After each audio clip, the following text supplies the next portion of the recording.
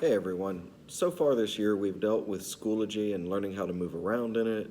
We've been working on some basic skill work with primary and secondary sources, biographies and autobiographies. We've basically been trying to get a foundation for how we're going to study history for the rest of the year. I use a lot of primary and secondary sources throughout the school year. I like to have you read things from other people's opinions. We're about to start getting into actual history now. Is that history happens to people. History happens only to real people.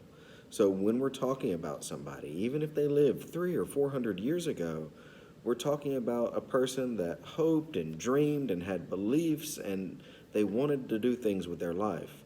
Most people don't want to be terrible people. Most people don't want to do bad things. They do them because they think that they're doing something good or they think that they're doing something for themselves that's going to make their own lives better. We're going to talk about serious, mature issues in this class. You can't study history, not really, and pretend like bad things didn't happen. I'm not going to teach you history that way. It's okay to talk about things that are difficult, things that are disturbing. We have to keep in mind that this happened to real people. So we need to take it seriously and be respectful of the people that had these things happen to them, but also the people that are in our classrooms around us, because we don't have any idea what somebody's background is. Somebody could be descended from indigenous or native peoples. Someone could be descended from various groups that we're going to talk about that basically have horrible, horrible things visited upon them.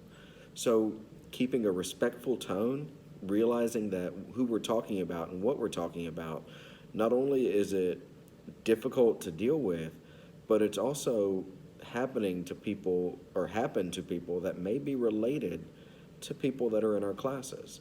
So it's very, very important that we follow that first rule that we talked about at the beginning of the year, which is we are going to treat the people around us well. And that includes being serious about the history that we talk about. Sometimes when things are dark like that, people want to make a joke. They need to relieve the tension by saying something silly or goofy and kind of working through it that way.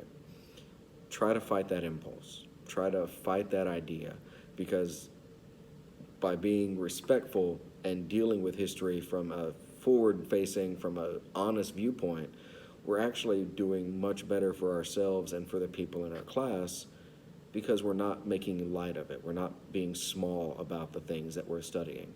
We realize that it happened for real, that this was something that really occurred.